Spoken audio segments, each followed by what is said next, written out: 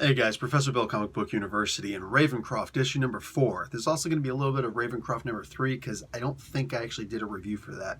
Anyway, this was, for all intents and purposes, a good issue. I have complaints, but I also have complaints about my complaints. You're going to have to stick around and see what I mean by that. So we're going to talk about who made this comic book, break into the book itself. So we got Frank Thierry on writing, Angel Unzeta on art, Rachel Rosenberg doing the colors, and VC's Joe Sabino doing letters. Kyle Hotz and Dan Brown doing the cover art, and the variant cover is by Ariel Olivetti. Anthony Gambino does the graphic design. So let's get started on this bad boy. So in the previous issue, we see that the Punisher, well, 2 issues ago or so, the Punisher showed up. And the Punisher thing is like, it actually goes for a couple of pages, and it's pretty interesting because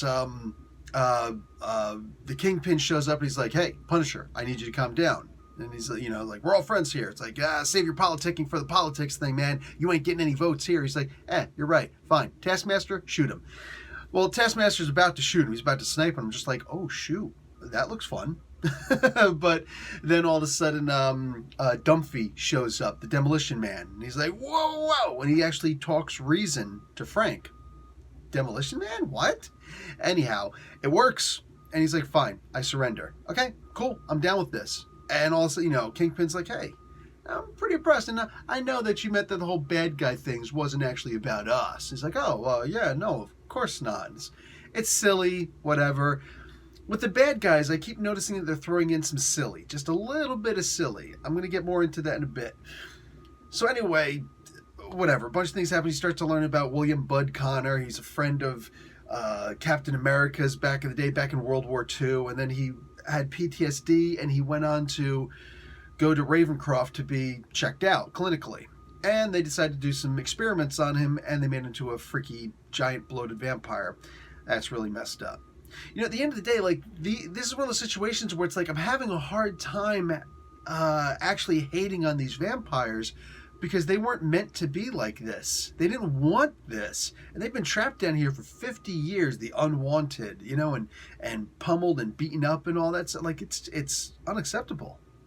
The beginning of this particular issue number 4, J. Jonah Jameson, a young J. Jameson, looking like Hitler days, he was alone on Christmas morning, whatever, something like that, at the Daily Bugle. He was a young guy and just breaking into the business before he actually wound up owning the business. And this guy calls in, and he's like, I'm gonna get my revenge after all the things that they did to me here. And it's like, wait, what? And we don't exactly know who this person is. It's a mystery. This is, after all, a detective mystery, horror, body horror, freaky kind of comic book, right? There's a whole bunch of genres being put in here at once. It's basically supposed to be kind of Cthulhian. More on that in a bit. The guy has a cosmic cube, however. Okay, now we're talking. Now we're talking.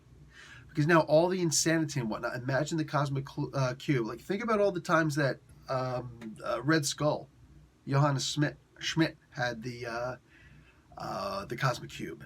There's some crazy stuff going on, right?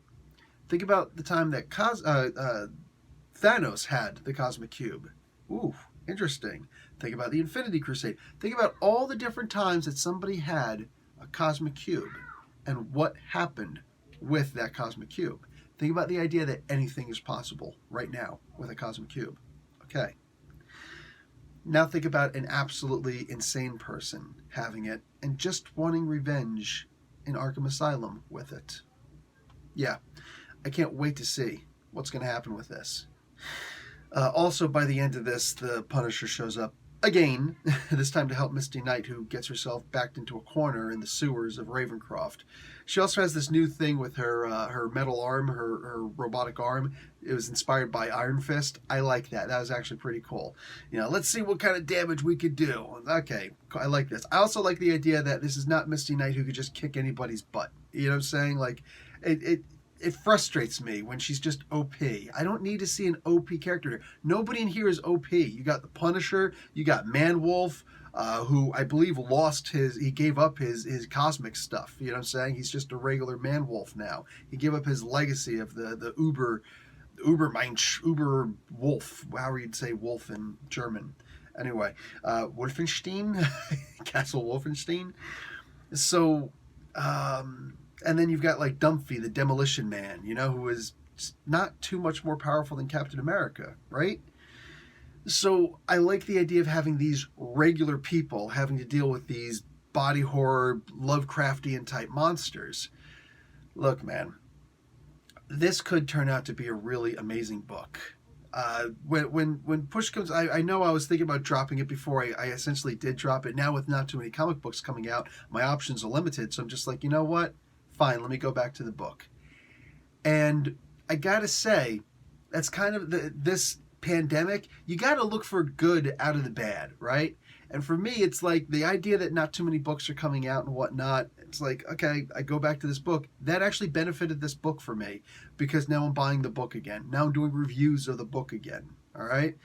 This is going to, again, be one of those kinds of stories where it's going to be read so much better if this is essentially the only comic book that you're reading on a monthly basis, or if you're just reading in trade paperback form, or if you can read it in a whole volume, like a masterwork edition, which I feel like this does have the possibility of being put in a masterwork edition. I want you to think about that because there are not too many comic books nowadays that really deserve to be put in a category like that.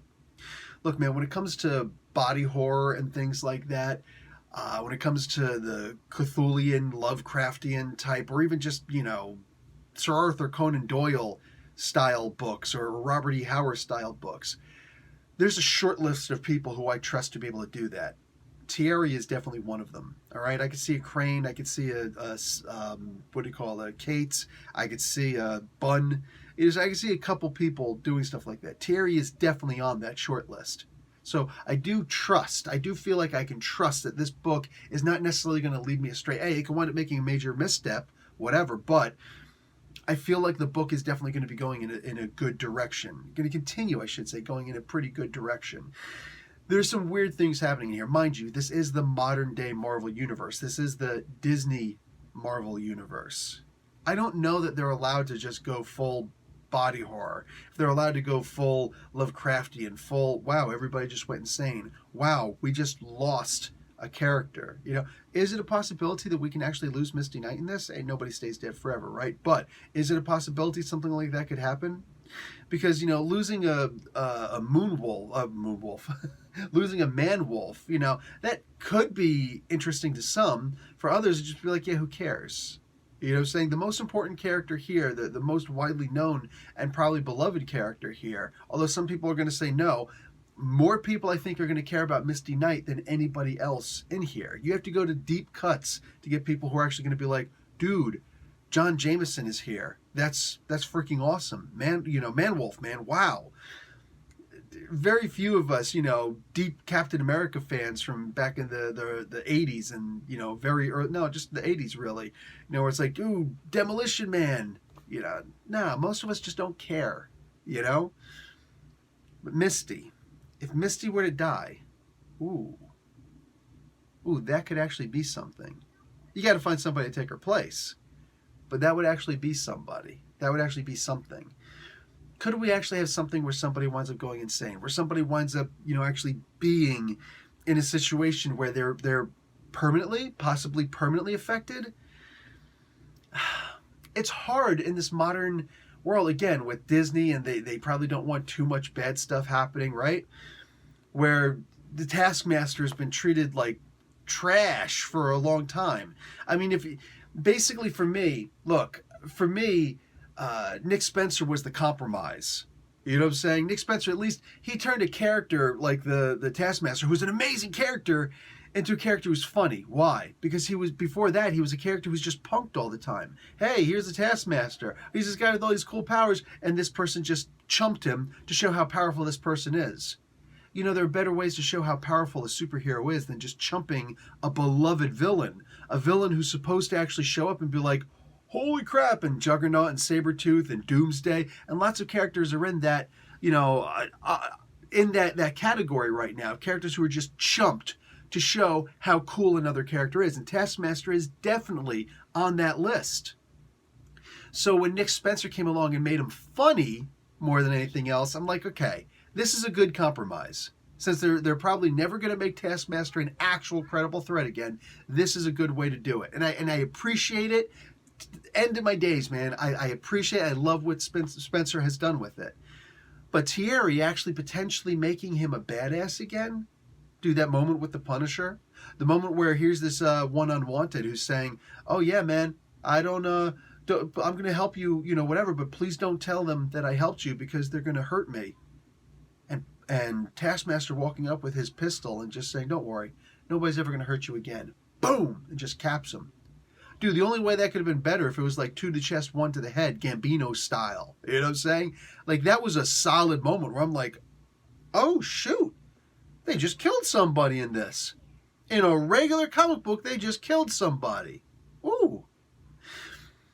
This is fun. And then you also got the one guy who's just like, oh, I can't be hurt in this brand new souped up, Smith chair, Alistair Smith chair.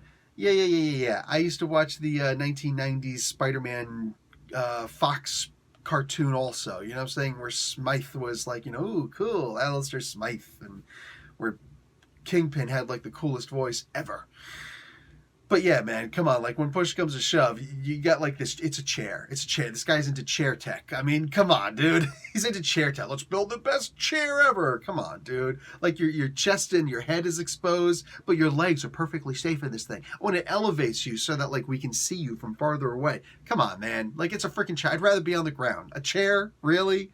Anyway, the villains are kind of silly in this. When you're going to look for the camp, all right, the camp in the the horror movie, when you got the little campy horror movie, this is where the camp is. The camp in this book is with the villains. Whenever you see the villains, it's hard to take them seriously. Taskmaster is the only one where I'm looking at going, okay, I'm seeing something here. But then you see the rest of the villains, it's like, this is more silly than anything else.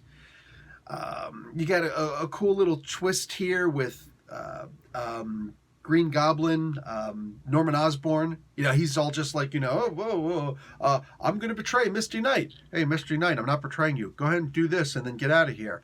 It's like, wait, but I don't get it.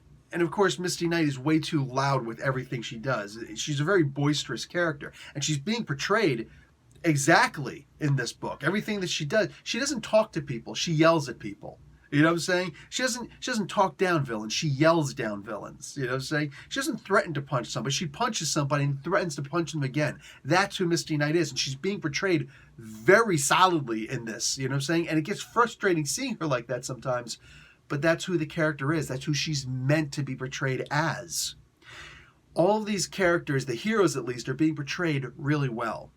Taskmaster and kind of Kingpin is being portrayed really well here.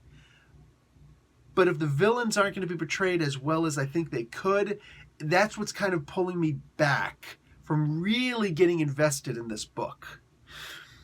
As far as everything else is concerned, yeah, we're probably never going to have the Cthulhian, Lovecraftian comic books, or at least the Robert E. Howard books that we had for Marvel way back in the day. Those days are probably never coming back. I mean, let's just face it. It's under Disney right now, But for what it is, Ravencroft is a book that's going to get closest to that in the Marvel Universe.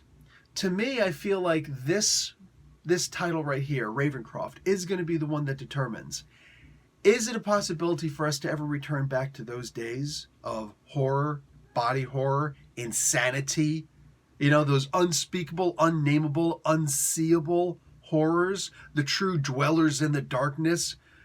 Or is it going to be like, Carnage Series 2, Volume 2, where it's like, oh, wow, it's Chthon, and it's not really that big of a threat. This is supposed to be some world-shattering event that he shows up, and it's like, oh, and then it just kind of ends like, oh, you're just going to end it. Okay, cool. I want there to be that kind of terror. I would love to read a Marvel comic book where I can actually see terror. And this is really the closest that I feel like we're going to get. If this book is accepted, cool. If it's not, it's just saying that we're never going to return back to those days or at least not, I like to say in my lifetime, whatever. For now, we're simply not going to return to those days. And if you want to see those kinds of books, maybe consider going into like Dark Horse. You know what I'm saying? Maybe go and, read some of the other comic books, the indie comic books that are out there. Go and look at some Aftershock books. You know what I'm saying? Because if this is the closest that Marvel is ever going to get, this right here, and this just doesn't really do it for people, it says a lot. Our heroes are too important. Nobody can lose their lives in this. I need to feel like there are actually permanent stakes. Nobody can go insane in something like this. Just, yeah, I want to see, since we've actually went down this path with this book, if we don't actually go down, at least to a certain degree, we don't have to go to the end of the road with this, but if we don't at least go down to a certain degree with this kind of a story, then I feel like this book is going to do more harm than anything else. And actually tell everybody openly, Marvel cannot go there. If you're not interested in those kinds of books, that's not going to matter to you. Somebody like me who really does yearn for a story like that, it's not going to make me think less of Marvel. It's simply going to make me put Marvel in a better category. I'm going to be able to fit it better, categorize it better. And I'll know that my horror books have to be someplace else. It's cool, man. It's cool either way. It's just clarifying things. Anyway, guys, that's the end of my review. Please consider, if a video shows up at the end of this, an ad shows at the end of this, consider letting the ad play. You don't have to click on anything, but this is the only way that we actually get paid, all of your YouTube creators. So consider that. Give a like to this video and check out something else. More reviews to come as more comic books come out, man. So I'm out. Professor Bill, Comic Book University. Class dismissed.